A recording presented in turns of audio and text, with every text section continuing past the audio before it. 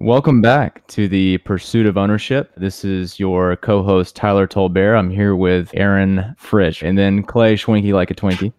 Yes, sir. And we're also on here again with George Hariri. He is back. And we're going to be talking about practice selection today, which is a really hot topic for George. He can just kind of go on for miles, but we're going to restrain him a little bit and kind of take the reins on this one, like we're going to be doing for the rest of the series. So if he kind of goes off on a tangent, we'll rein him back in. But anyway, Aaron, you want to give some comments? Yeah. So my first question, George. So think back when you were, D2, D3 year, blowing up Dental Town on a regular basis. When you were getting your vision at that point, what were the things that you were thinking at that point that you wanted to get out of ownership, or let's say get out of the first practice you acquired? That's good. I think first practice I acquired, it's funny you say it like that because first was actually in my mind first of multiple. I think if you think back to what really got me started in practice acquisitions in the first place was Hunter Smith, who at the time had bought one practice, employed his seller, and then at the time I met him, I think he owned five. I think now they're like 15 or 16 or something. So, but when I had met him, he owned five. And actually three. They just had three. And so, I was very much, I think, like many people, right? You kind of follow the path of the person that introduced you to the thing that you like. And I went to Breakaway as a D1 student, and I was like, oh, okay, well, I went to Breakaway and, I have to do a startup because every system has to make sense, and I have to design the paper on the wall, and I have to design the tip out bin, and I have to do everything the way that it's supposed to so that my practice can make money. And then I met Hunter, and he's like, no, you can just buy this practice that cash flows on its own, and then it'll make money. And so I actually remember I had this list of things I was looking for, and it was an older dentist who wanted to cut back to part-time. It was a solo practice I was buying, like a bigger solo practice, and in my head. And I was like a second-year dental student, so I wanted this guy to like do pedo but not ortho, and I wanted him to not do any endo or oral surgery. And like I had this list of procedures I wanted him to do, and these places in which I wanted him to be located. And the idea was that like I could buy it and then work with him, and kind of like pretty much what Hunter did, right? Like I work part time, he works part time. We slowly expand hours, and then we have our beginnings of a group practice. And I think at the time the idea was that when they leave, I would then take it over by myself. I think that was my initial vision. So George, looking back on that initial vision, have things changed? Because multiple practice ownership, that's the sexy thing in dentistry.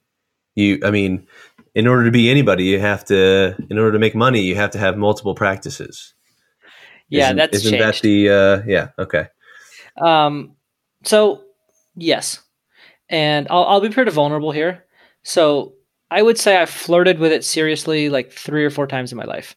And the most recent being maybe 6 months ago, where I heavily entertained the idea of buying a group of practices.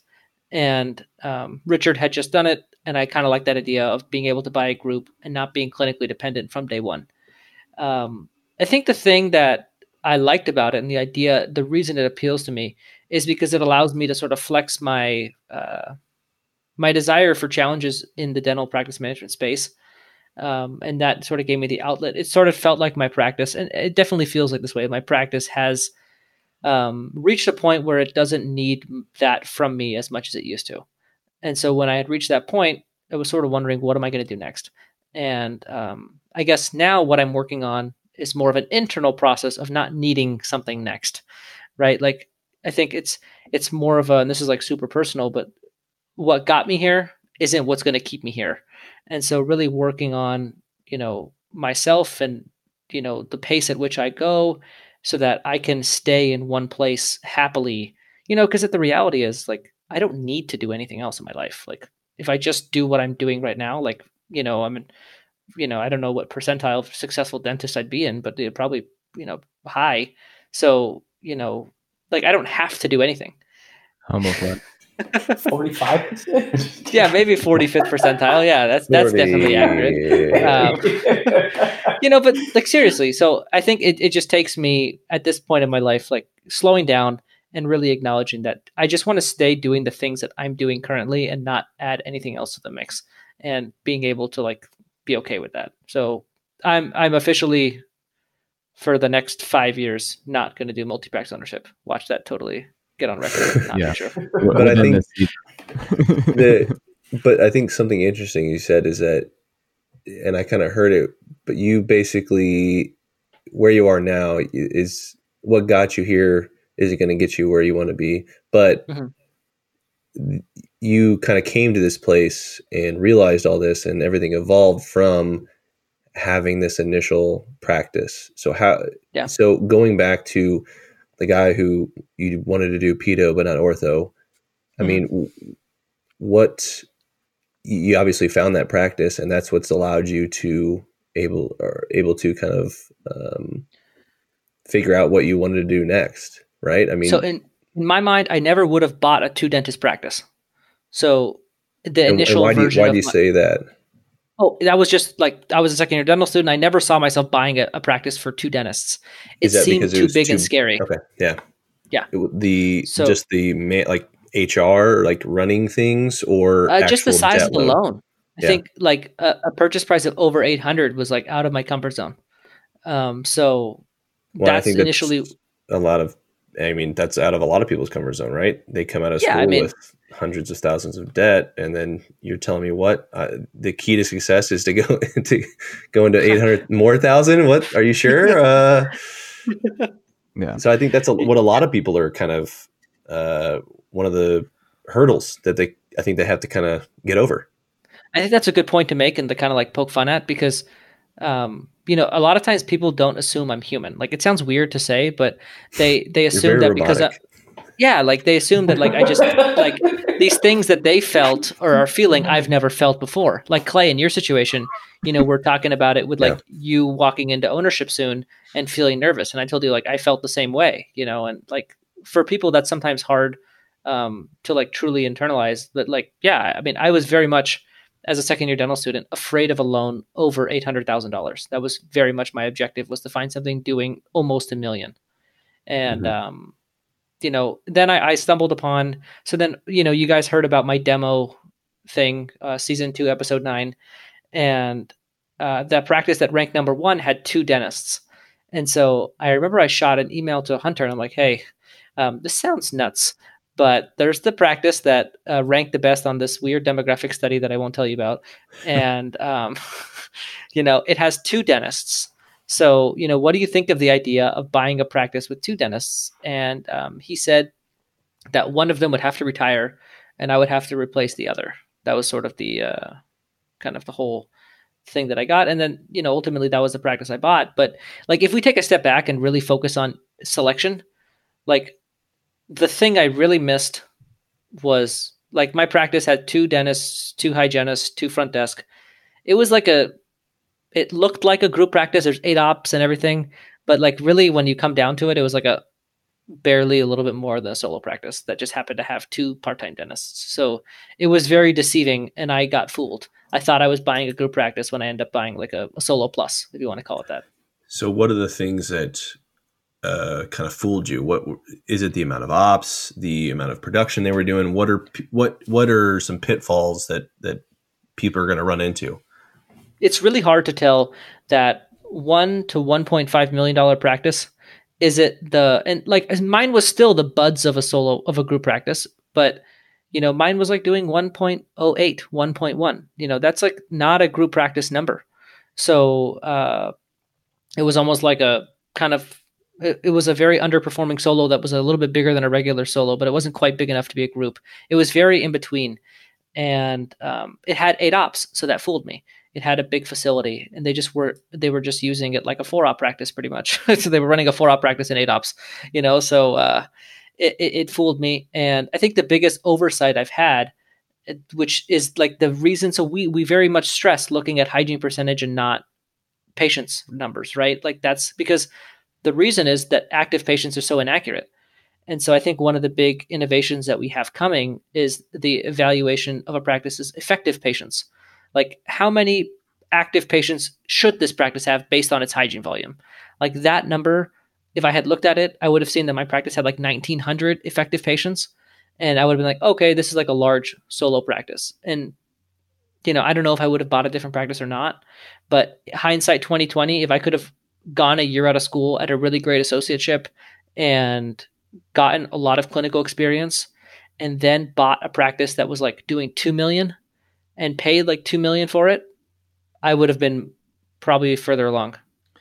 So you touched on something interesting there. I think that two of the biggest hurdles that I hear from people, whenever I share with them that I'm looking to purchase a practice out of school is, one, we've already mentioned it, how are you going to take on so much more debt? You're coming right out of school. How are you going to take on those numbers? And you said that was something you shied away from kind of early on. But what you just said was that you would have liked to have gotten a little bit more clinical experience, right? Mm-hmm. And that's another thing I hear all the time and they're like, how are you possibly going to be prepared to step into the shoes of a veteran dentist and reproduce that and just be clinically viable right out of school? It's an entirely different environment. How do you adapt to that? So can you speak to that a little bit? Because I think that, obviously I want to stay on the topic of practice selection, but people are still going to inherently limit themselves because they, may not feel that they're going to be apt to do those things and A, take on that debt, and B, do those things clinically. So what have you struggled with, clinically, and how have you surmounted that, and how could someone think about it a little bit differently?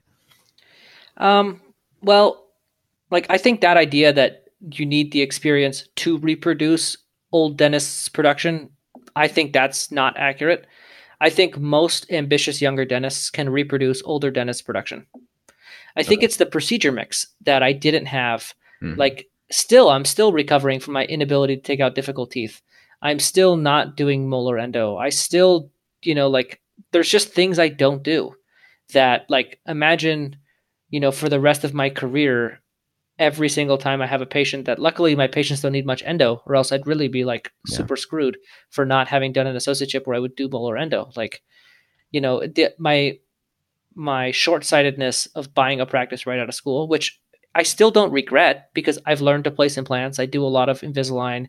I'm working my way into extractions, but endo is an area that I, only do anterior premolar, pretty much dental school endo. And, so yeah, I mean, if I had a year under my belt, I could have bought a bigger practice. I think that's the point I'm trying to make. That year of experience while I'm gaining clinically allows me to get a note. I could have never financed I don't think people realize how hard it is to get a loan out of school for a practice. It's super hard and it's possible. Like, many people have done it, but I don't think anybody got as big of a loan as I did. I paid $900,000 for my practice. Like, that's a really sizable note for a new grad. Right. Like, is that to say then that if someone that were still in school were planning on owning a group practice, mm-hmm. that it would behoove them to actually, be out for a year, have those sort of things that banks are looking for so that they can finance that larger practice and have the payoff down the road, similar to sort of what Matt Garino did, however, somewhat unintentionally. But he bought a solo. But like, the biggest regret I have is not buying a bigger practice. Okay. Hands down. Yeah. And so the reason I could not buy a bigger practice is because I bought out of school. Like, $1 million for a practice is no man's land. Like, you're paying a lot for a solo, but not enough for a group. Like, that's a really hard number to pay for a practice. Like, I would have much rather paid 1.5 for a practice, a lot more like, the one that Clay is buying with like an excess number of patients. Like, I walk in and my problem is not the number of patients I have.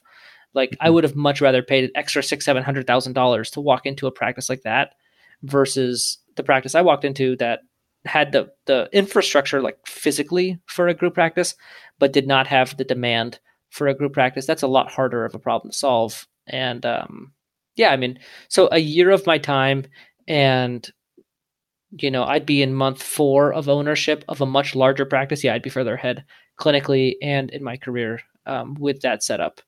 Yeah. So like, hindsight 2020, I would have done a lot more like what Clay is doing than what I did. Yeah. Sure. Yeah. Hindsight's 2020, but I think bringing it back to selection, like, the practice that you bought is still doing very well. it's just your vision and what you want has changed, right? I mean, you still bought a really good practice, and I think sure. Like the practice I bought was great, and we are becoming a group practice. Like we've grown like I think 80% since I bought it. Like we've done really well, but I would have liked to buy it at the level I'm currently at, underperforming. You know what I mean? Like I would have liked to buy a practice doing about 2 million. Like if I know I want to have a group practice, which I didn't like totally know, I walked into it thinking I wanted to be a solo. But like if I had known I wanted to have a group practice, I want to buy one that is like underperforming at 2 million versus like my practice is like maxing out at 2 million. Yeah. Yeah. But I think I think that is a hurdle that people go through is that, okay, I buy a practice for what right now that I want, but that might change. And is that the right practice for me? So how do you navigate those choices on basically paralysis from analysis of all these practices? Well, I don't know what I want 10 years from now, so I can't make a decision now with these practices in front of me. So Clay, that you like interacting with other dentists. Like I think associateships are great ways to find out what you like and what you don't like. Right. Like there's certain associates that love being by themselves in a practice because they're really busy. And there's certain associates that love being in a bigger practice because it's more organized with a bigger team and they like that. So like try both as an associate and figure out what do I like? Which one speaks to me more? And then pursue that type of opportunity. And I think I hate practicing alone, like can't stand it. And I walked into the practice like June and in my head, I'm a solo. September, my seller took a week off and I was by myself and I was like, this sucks. I hate it. Never want to do this again. And that was literally the moment that my vision changed. So I went and hired a hygienist and I went from there and started becoming a group. But it was just, I had to experience it. And I didn't have the associateship as my opportunity to experience different practice models. So I don't think until you try, but me being in the practice by myself as a dentist for a week, hated it, every bit of it. I still don't like it. Pay attention, Aaron. But that's the point though. It's like, if you know that you don't want to be around other dentists, like don't try to go find a group practice to buy. Try to find a practice that you can, the biggest practice you can, that you're going to reproduce and have the same procedure mix as the owner. And I think that's a major part of it. So just to get it sort of a different perspective, though, I'm not trying to pick on Aaron, but no, we can. Can you? Yeah, all right. I am trying to pick on Aaron. So, Aaron, can you elaborate and kind of speak to what George just said? What is it? And this is just for the purpose of helping people identify, who they are if they want to be, a group practice owner, a solo owner. In the situation he just talked about, his September, how do you think you would have flourished in that situation? What is it about you that makes you different than George, where you would have enjoyed that situation? I think that I may be a little bit more hard-headed than George, and I can see that. So just to provide a little bit of background information, Aaron and I have spent some time together in person on a few separate occasions. So we were fortunate enough to get a ride through Implant Pathways. So we took a couple of trips out to Seattle, and we also went out to the Phoenix area, and that's where we hung out with George. And so Aaron and I have had some experiences staying together in Airbnbs and driving around rental cars and such, and I can definitely speak to the hard-headedness. And I would, I'm glad that you want to be a solo owner, not just for you, but for whoever, isn't working with you because of that. So go ahead. Sorry. Well, I appreciate that, Tyler. No problem, Aaron. Tyler did make me stay in a haunted house one night. I'll just say that. But yeah, I'm more one of those persons that I'd rather do things my way, and I don't necessarily. You don't want to share the sandbox. Yeah, I don't like sharing the sandbox. Exactly. Yeah. I want to do it my way, and I don't necessarily want to be like, hey, what do you think about this? Because in my head, I'm like, no, I think this is the right way, so I want to do it this way. You know what I mean? Yeah. That's more my personality. Okay. I do understand the social aspect of it. I could see some merit to that, and take time off. I can see some merit to that. But I also want to take all the glory and don't want to share it. Yeah. And that's okay. Yeah. And that's fine. okay. Yeah. You know, it's like but at least you're ahead of the person that doesn't know what they want, and then they're just kind of letting life happen to them. Yeah. If you got yourself into a group practice situation because you were, infatuated with larger numbers, or, people were steering you towards that way, and you found out that you were more of an Aaron, that would be a frictional situation. So I think the love of leadership has to be addressed as well. Like, are you the kind of person that loves that, like, what are the things that make a solo successful? It's their ability to do a wide range of clinical procedures. It's their ability to, talk to patients well, communicate well. And their staff doesn't have to be like, they don't have to have the best leadership. They have to have great leadership, but not to the level of a group practice owner. Like, a group practice owner really has to be able to move a lot of people, delegate well, and take big risks. Like, are you risk averse? Like, does the idea of a $1.8 million loan scare you? Then you probably aren't fit for that, group practice. For me, like, I wish I had a bigger loan. Like, if I could have a practice twice as big with twice as big of a loan, I'd do it in a heartbeat. And that's the kind of the makeup of the group practice owner, is the person that's willing to take on that big risk for that big reward. And that's not for everybody. Like, some people look at a practice priced at 1.6, and it doesn't matter what the practice is, it's priced too high for them. And so that they're just not a group practice owner. So George, can you kind of tell somebody who's listening to this why you're saying, if I had twice as big of a practice with twice as much of a loan, like why does that make sense, and how does that make sense? Yeah, I think in dentistry in general, you always have your break-even point, and your group practice break-even point is higher. So, like, the ability to have a sufficient patient base to crack that nut on a monthly basis, it takes a lot of pressure off of you as a dentist. Like, if I have 5 hygienists, like, they're pretty much paying for like all of my staff expenses. Right. Like, so yeah, I mean, the larger you get, like, I don't, overhead is not a percentage. Like, it's not, it's a fixed number. And the further away you get from it, the more money you make.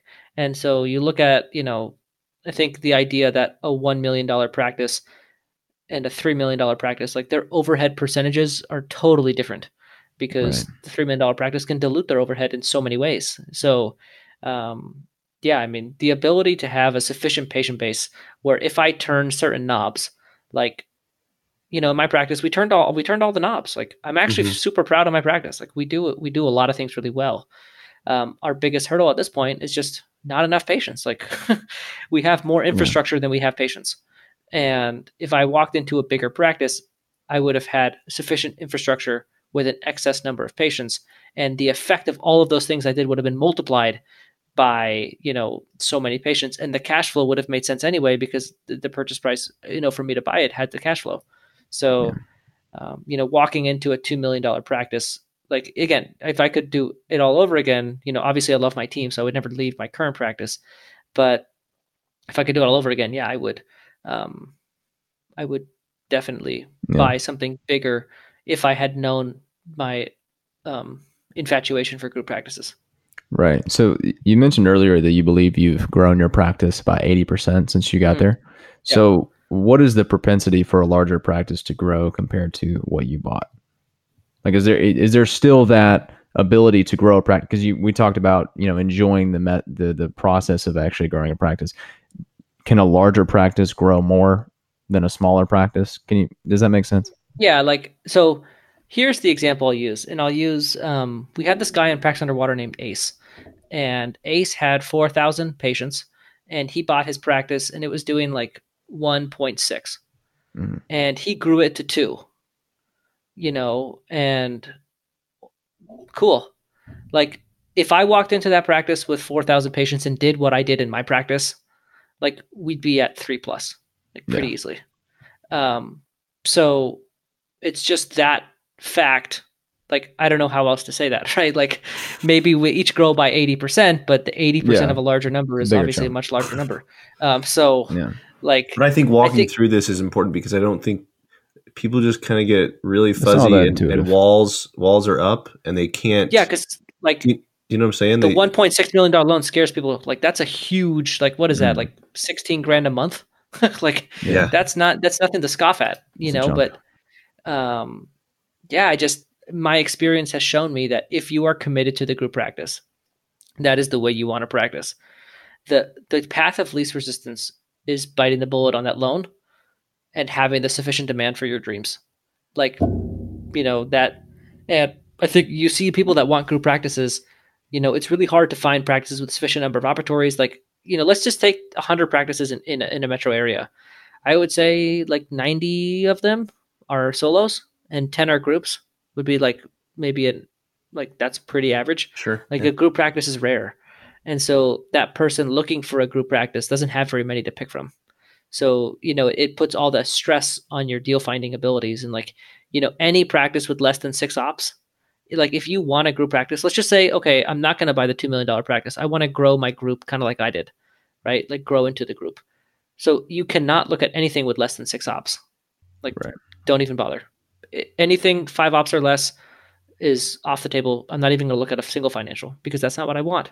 Mm-hmm. And like I had this guy in Practice Underwater, I forgot his fake name, and he bought this practice with 3 ops, and he's saying that he wants a group practice. And I'm like, dude, like, what did you just do? You just like a month ago, you bought this practice that is totally the wrong one. Like, you know, it's just a lack of like he knew exactly what he wanted, but his actions and his acquisition, his selection was totally wrong. And I don't care what the practice cash flowed because he's in the wrong practice. Like, who cares how much it makes? It's not what you want. So somebody who's practicing,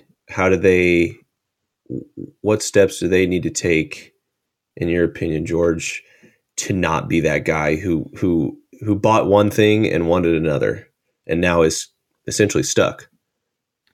Yeah, so the first thing I would do is ask myself the question: what do I want from practice ownership? What is it about dentistry I enjoy the most? Is it the dentistry, like the clinical technical part of dentistry? Is it what is it I enjoy? And then start understanding, like, a solo enjoys, like, you know, Aaron wants to have control over everything. He wants to control over the entire process. He doesn't like to, you know, delegate to other dentists. Like he wants it to be his. He wants, like, typically people that like really big cases and like, you know, like very, you know, prosthodontist type stuff. Like that's a better fit for a solo because, you know, groups are, you know, a lot messier and you're going to see different things. And so, you know, I think in general, it just takes somebody understanding themselves. Like, how do I like leadership? Like, you know, I have 11 employees and pretty much every day something's going on with one of them. Like very rarely do we have like a day where there's no staff issues, you know, like, but like, that's kind of what I like, to be honest. Like I want that problem. Yeah. And so you pick your problem. Like, do you want to be, you know, solely dependent on yourself clinically, or do you want to, you know, maybe have more of a business? Like, and what type of stress do you like? Like, I have overhead stress. Like, I don't have, like, my lifestyle's awesome. It's the nut that I got to crack every month that's over $100,000 a month. That's the thing that stresses me out, you know? And so it's what type of stress do you want? Are you comfortable, like, in that type of stress? So starting to explore, like, you know, things about yourself that are not solo or group, like things about yourself that are involved in both models, and you'll quickly find one fits you better than the other. Do you think that you could have figured that out for yourself outside of the context of owning your own practice? Like if you were still associating somewhere, how would you explore those questions? Well, look at the things I did in dental school. I obsessed over multiple practices. I evaluated over 400 offices. I, like, everything I did had nothing to do with being a solo dentist, you know, but I met this guy named Justin Short who, you know, killed it as a solo. And so that was my plan because I saw solo as a way to make a lot of money. And in hindsight, that was not me. Like, I am not a solo dentist. At the core of me, I am a group practice owner. Like, that is the thing I love the most. And probably could be a multi-practice owner if I chose to, but, you know, like, that's me. So, you know, it's up to you to figure out, like, and that's always been me. Like, from D1 dental school, I've been that.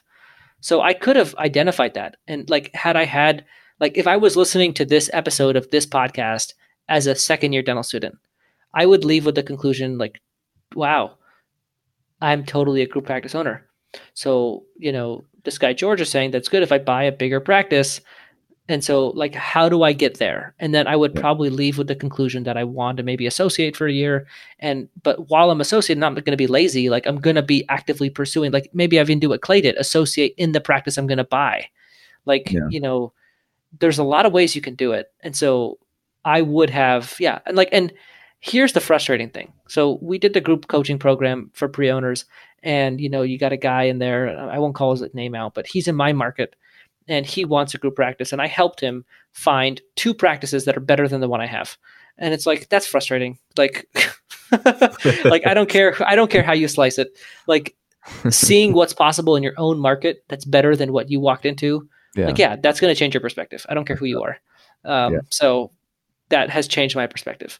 So if I was to give myself advice as a second year dental student, where I really got into acquisitions, I would say, hey, George, you are a business owner. You are not a dentist first. A business owner first, you're probably going to enjoy a group practice more because that's like more stimulating the business side of it than the dentist side of it. And so I would have identified that and then learned maybe one of the most important things of a group practice is the adequate number of patients, and really looking at the number of profis and the type of volume that the hygiene department has and the ability to support multiple dentists from day one full time, and found a way to get there. Maybe like what Clay did, like go into a associate to buy option, or like I could probably even, I don't doubt I could have finagled my way into buying something bigger. I think if really challenged with it, I probably could have. So Clay, I've been encouraging you to start elaborating on the Schwinky method, because I think you, somewhat haphazardly but expertly have found yourself in a really, auspicious opportunity, right? I mean, have you not? You have. So last episode we talked about Captain Thesaurus over here. He used the word. He used the word with me. What, Ponius or something? I don't even know what it was. I didn't know what it meant. I bit my tongue on that one. Yeah, and now I'm just like auspicious. Like, what the heck does that mean? Yeah, I've reached my quota for this episode. So, Clay, tell us how you did it, Clay. Well, I think what I realized too is that everybody is different, and I can watch George and others buy straight out of school, but that's definitely not the only way. Life circumstances, everything, family, all this kind of stuff. You have choices, on where you want to be after dental school. What do you want to do? Do you want to own? Do you want to work corporate? Do you want to go to a residency? I mean, I think everybody is different. Everyone has their own path, but I think as long as you're taking those next steps, I think is healthy. And comparing yourself to somebody else, it's nice to have a goal to strive for, but it shouldn't deter you from kind of going your own path.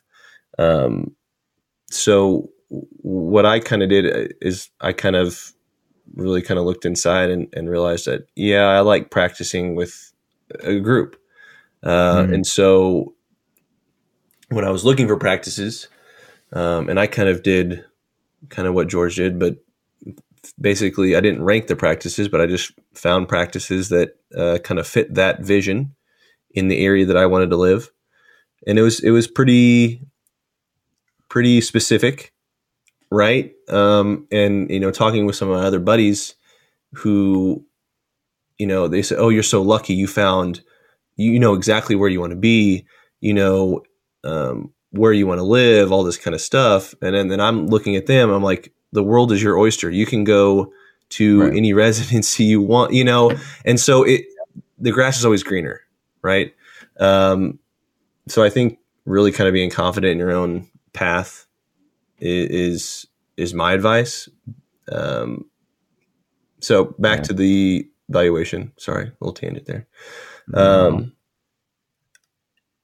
I found the practices that aligned with my vision, and I reached out to them.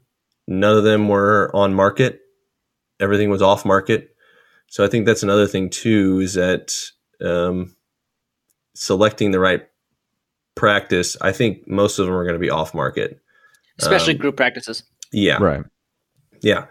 Right. Because essentially those are going to get gobbled up by the brokers, and they probably have a special list of people that they send them to before it actually goes on the public list, that you're browsing in class in dental school. You're looking for something. But so I think off market is kind of the best way to find those diamonds in the rough. Yeah. But as far as my method, I mean, I don't really, I tried to emulate what shared practices has kind of taught me in my time through the interns here. He's being way too humble. He walked into this practice that's like amazing. Like, oh my gosh, I can't wait for him to close on this thing. And he's an associate there, and he's like kind of like baby ownership as an associate. And then, he's going to be buying it soon, and he's going to have this practice that's just like, really, really far along. And, like, it's that practice that I was describing. Like, he has it, don't let his humility fool you. Like, right. He's onto something. So Clay, you're in Kansas City. Yes. Correct. And so you were looking for this address, please. I'll put it in the show notes. It'll be a click, and then they need to put their email in so that they just get the address. Yeah, there you go. Yeah. And so you're in Kansas City. You're looking for these large off-market practices. Did you get a lot of hits? I mean, how many practices did you look through before you got to that opportunity? How hard was that to find? How long did it take you? So I basically started the summer of my fourth year, and I kind of got a list of dentists from the state association. Some make you pay $10 for it, but I paid the $10 so that it's a huge Excel spreadsheet that lists all the dentists, their license, when they got their license, and that's how I kind of narrowed it down to their age. So I looked for dentists 55 and up, and then in the areas that I wanted to live, and that was about 500 dentists. And I kind of used a bunch of letters that I had seen kind of been floating around, that other people have kind of done this before, sending letters to dentists saying, hey, here I am. I'm introducing myself. Here's what I'm looking for. Give me a call if you're interested. So I wanted my letter to be a little bit more personal. And so I had that list of 500, and I actually went through every single one, tried to look them up. Some of them were already dead. So, some of them were orthodontists not supposed to be on the list. And so I wanted to really hyper focus my efforts on sending this. So I spent quite a bit of time, but I had the time. I was in dental school. So I tried to use it as best I could. And I basically got it down to 150. Okay. Now, all 150, they weren't 150 group practices. Some of them were bigger, some of them were smaller. But about 15 responded. Most of them most of those 15 said, no, not interested. But the first one that responded ended up being this practice that I'm in. So and he was looking for an associate. He was mid 60s, and is looking to retire. And so I kind of told him from the beginning, this is what I'm wanting. I'm wanting to work here, but ownership is my number one goal. And so I think putting that all out there, I had other conversations with dentists that I laid it all out there and saying, hey, I want to own within 1 or 2 years tops. And some will think, okay, no, this isn't going to work. I was thinking 3 to 5. And so like that just, it saved me time on selecting and not even going into the financials of their practice, because I knew what I wanted and I kind of told them that, and I didn't waste my time on that practice. So sure. Clay and I had a conversation back when he was in the process of looking. And I think one piece of advice I gave him was, it's not hard to find these group practices. Like, I think, and the reason we keep talking about groups is because solos is like everywhere and easy. Like, I mean, no offense, Aaron, but like, there's solo practices everywhere. Like dime a dozen. Yeah. I mean, like that's like 90% of the practices available are solos. So 95 probably. So like go to a website of a dentist and do they have one hygienist, two hygienists? Then they're a solo. Do they have like five? Like, are there so many hygienists you have to scroll through them to see them all? Like, that's the kind of practice you want to buy. You want the one with like an army of hygienists and two dentists or three dentists. And like, it's not hard to tell which one's a group and which one's a solo from their website. Yeah, there's a lot of information that you can glean just from doing literally just Googling them and doing a little bit of research. Look for wide angle photos of the yeah, like the whole team doesn't fit in like you have to zoom out like really far. It looks like a whole class, like an elementary school photo, like there's that many people there. Like that's the kind of practice, if you want a group practice, that's the kind of practice you want to buy. Yeah. You want to walk into something that has been able to support that many people for that long. Like there's not a dentist employing all those people losing money. Like I guarantee it. Yeah. So good. What other questions do you guys have about thoughts about practice selection? I think my big thing is, people not specifying what they're looking for before they start looking. Like Clay, I want a group practice. Like, I want this many ops. Anything else is not what I'm interested in. Like that clarity is so important. And that's the reason why this episode is being done is we never talked about that. So people just started listening to us. Oh, okay, I value it. And if there's this EBITDA, whatever, then this, so then they put, all these practice numbers through hocus pocus formulas without realizing if they're the proper practice for them, and that's like the first thing that should be done before you even look at a financial. So, George, do you have sort of like a short list of questions that someone can ask themselves? And I guess a lot of this is kind of personal as far as like, what your favorable work environment is and where you're comfortable at. What can people ask themselves to identify if they're a solo or a group person? I know we've covered some of that, but just in short form. What kind of questions do you ask yourself to determine exactly solo or a group? And answer it from a perspective of somebody that doesn't have an experience in a dental practice and running a business. Answer it in the perspective of what most of the listeners are, somebody who's a pre-owner, not necessarily somebody who's been working for a long time. Or even a pre-dentist. Okay. So I like the expression in the quote, like your free time, like whatever you're thinking about, that is the thing that predicts your future. So in my free time, I was thinking about dental practice management. Yeah. So in your free time, what are you thinking about? Are you thinking about composites? Are you thinking about, like in terms of dentistry, like what is it that excites you? Like what is it that like you can't stop searching on the internet? What is it that, what are you drawn to? Like start exploring that and just write down, like I like, and then write all the things you like about dentistry. You should have something, and so write all of those things down and then look at them, like step back and look at them from a 10,000 foot view. Somebody that likes all of these things, like what does that say about that person? And then you go from there. And I think it's just that process of like very raw exploring. What is it you like about dentistry? What is it that you think about? What is it that excites you? Your best day as a dentist is, your worst day as a dentist is. Like what things do you hate about dentistry? And start asking those questions. Like for me, I hate clinical stress. That is the thing that I hate the most, more than any other part of dentistry. And, so like I really avoid situations that are clinically stressful. But maybe somebody else hates, angry patients, or maybe some people hate like doing cheap composites for like no money, like whatever it is that you hate about dentistry, also understand that too. And pick your problems. Yeah. Like, understand yourself better than anybody else. And then the answer will, like, when you do that, I don't think you'll ask that question again. I think you'll know, you'll kind of get it. Does that make sense, Aaron? Absolutely. Yeah.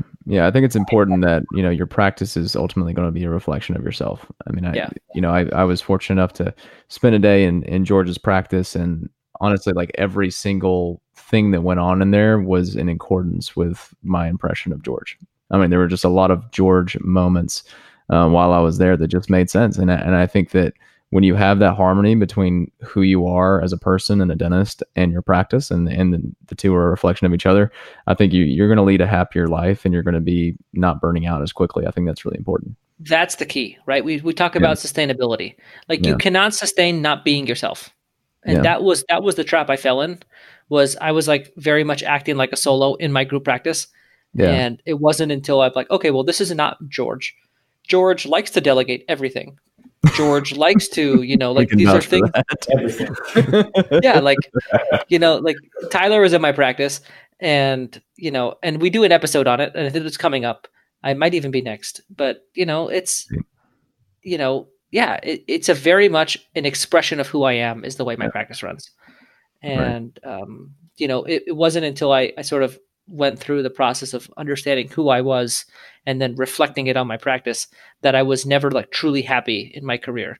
And once I was the same person in my personal life, in my practice, on the show, and in all forms of my life, that's when I was the happiest version of me. And so the happiest version of you is somebody who's in an environment where you is happy. And so it's up to you to figure out what things make like the core person that you are happy. Yeah. And that makes it all the more important to understand what kind of practice you're looking for, because, once you've, signed your name on a practice and it's yours, I mean, that's going to be your nest egg. And it's a hard thing to convert from one type of practice to another, unless, you find something maybe in the middle, you can customize it, but that's not a place you want to find yourself in intentionally. Absolutely. And I think it goes back to that, I think for me, the most innovative thing we've done with acquisitions to date is effective patients. Like that would have totally screened my practice out right away for me. And that was the thing that I didn't realize, but I obviously like I'm harsh on myself. Like I love my practice. I think it was a great acquisition. It's worked out very well for me. It's had me the opportunity to explore solo versus group and really find myself. But at the same time, there were drawbacks to it, and there were things that would have made it better. Yeah, it was straddling. Yeah, for sure. I mean, I'm still very envious of your practice either way. Probably more envious of Clay, but Yeah, Clay's got. Oh my gosh, that situation is awesome. Gosh, stop talking about it. We don't talk about Clay's practice on the show. Not when I'm on. It's a sensitive subject. Yeah, I just I can't even believe that exists. It's here. Do you think that practices like Clay's, because another sort of myth that comes up a lot is that if you want to make money in dentistry, you just need to go rural. You need to go somewhere where you're going to be the only dentist. Exactly. So are those sorts of group practices more local to more populated areas, or can you find this just about anywhere if you're the rural crap is like, yes, things are easier rural, right? It is. That's the reality of it. Doesn't mean it's impossible. Like Clay is in Kansas City. That's not a rural place. I've seen 2 of them in Scottsdale, both with high new patient flow. So like you cannot find, like, maybe California is a more saturated place than Scottsdale, but like it's hard to find a few others. So yeah, it can be done anywhere. And I think that mentality of like, oh, well, I can't buy a big group practice because I don't want to go rural. Like that's just you creating something that doesn't exist. Be more persistent. It's out there. I just can't believe how many of them like I've seen now. Like it's very frustrating. Right. It is. They're out there. You just gotta find them. And there is a pervasive attitude about like, saturation. Everyone just feels like, if they want to go to whatever metropolitan area is that's there in their state, they're going to have to be an associate or something. There's just nothing there to buy. There's nothing there for them to find. And what we found is that's not necessarily true at all. Yeah. So every time you go to a more competitive environment, it requires you to put in more effort to get the same result. So you're going to have to put in more effort to get that same practice that you would in a less competitive area. But ultimately, what would you rather do? Would you rather put in more effort once, like Clay, and find the practice where you want to live that fits everything you're looking for? Or do you want to be like unhappy every day of your life living somewhere you don't want to live with the right practice? Like, I honestly feel like that's a great point, Tyler. I don't feel like anybody should move anywhere they don't want to live for any practice. Like, that's not sustainable. You cannot live somewhere you don't want to be. Yeah. Like, that should be off the table. Yeah. You should live where you want to. Like, period. And I'm surprised we haven't really touched on it yet at this point, but the first filter should always be, where do I want to live? Yes. I'm so happy you said that. Yes. Yeah. It would not have been complete without that. So and honestly, we didn't even do it justice. Like, yes, that needs to be first and foremost. Where do I want to live? Absolutely. Yeah. Start thinking, So what do you say? Because I have friends that, Yeah, I want to go to a hip, cool city. You have friends? I call them my friends now. No. Okay. Yeah, they want to go to the hip city, and rightfully so. Like, it's a cool place to live, but this isn't going to be. Yeah, I'll do this for 2-3 years, and then I'll get into practice ownership. Are they supposed to have their fun, and then while they're having their fun, try to find out where they actually want to live? I mean, what do you what's some advice? That's a good question. It's like they're not ready to settle down yet. They want to go somewhere where they're not going to live long term. So they're probably not good fits for practice ownership immediately. So that's a good time for them to explore what they like. So maybe in the big city while they're partying and having fun, they take a couple different jobs at like a solo practice, a group practice, and explore what it is about dentistry they enjoy, so that when they are ready to go settle down and move somewhere, wherever that is, they're able to buy the right practice for them. And they could decide to settle down in the urban area, maybe that's, but then they just buy a group practice in the urban area or a solo practice in the urban area, whatever. But yeah, it's not a good idea, in my opinion, to buy a practice that you are planning on owning for less than 10 years. Like, I don't think, I would even pay 20. Like, the idea of buying a practice and living somewhere you hate for like a short period of time to make money and then sell it and leave is, sounds like a really complex, miserable way to make a little bit of money. Like, I was gonna say there's easier ways to do that. Yeah, like that sounds like scratching my ear across my face. Like, there's nothing straightforward about that. That's a new one for me. Yeah, that's an analogy my dad used growing up. He's like, you scratch your ear like this, but then like if you could just like do it like that, it's like a really weird way to do something. I don't know. It's just my dad. It's a good visual. Yeah. And also, I that think one will be repeated again. Trust me. I hope you got some more. Yeah, I'll stay away from my dad's analogies. I think it's also important to say that you can be an ambitious dentist and a proactive one, and one that seeks out all this information, gets super educated, and is just ready to go, but still takes some more time. If you're not in the place where you're prepared to be somewhere for at least 10 years, then it's not time to buy, and that's okay. It's not a race. I think comparison is the thief of happiness. You don't have to be doing anything faster than George Hariri. You don't have to be impressing people with how quickly you got into ownership. That's not what it's about. And I think it's just important to keep that in mind. It's really about you. Yeah, like nowhere in this episode did we talk about timeline. Like, it's irrelevant. It's arbitrary to that person. Yeah, we can't tell you when it's the right time. Yeah. Except for Clay. And now's the time. Now's the time, Clay. We can tell Clay. But yeah. It's funny, I say that, and then I'm giving Clay such a hard time about not already owning the practice. Yeah. They're laying it on thick. Yeah. All right. Well, this has been awesome, guys. I really appreciate you guys having me on, and I'm happy I got to articulate my frustrations with some of the things we left out of season 2.